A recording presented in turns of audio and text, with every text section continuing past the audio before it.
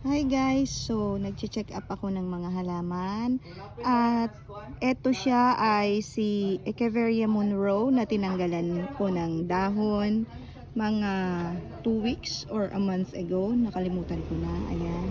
Ayan na siya guys. Oh, maganda na yung kanyang forma ulit, tsaka yung kanyang mga dahon, yung mga bagong tubong dahon niya mataba.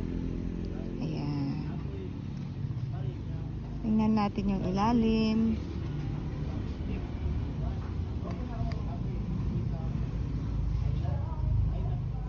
Ayan. So far, okay naman sila.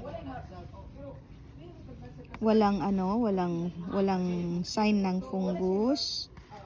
Ayan. Wala ring stem rotting. Ayan. So far, so good. Ito.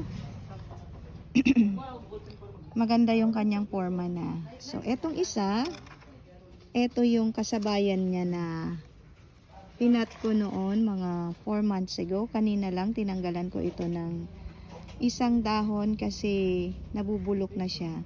Kailangan tanggalin kasi yung yung dagta nung nabubulok na dahon, pag nahulog sa ibang dahon, mabubulok din sila.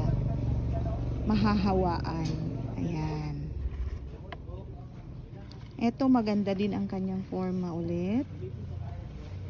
Ayan.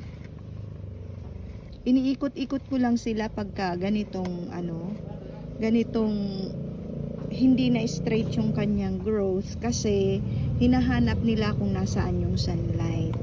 Ayan. Okay. Mas malaki tong isa, mas mabilis lumaki ito kaysa dito. Same lang sila ng location, same lang sila ng potting mix, same lang din sila ng klase ng kanilang pots, pero ganun talaga, iba-iba yung growth ng bawat halaman.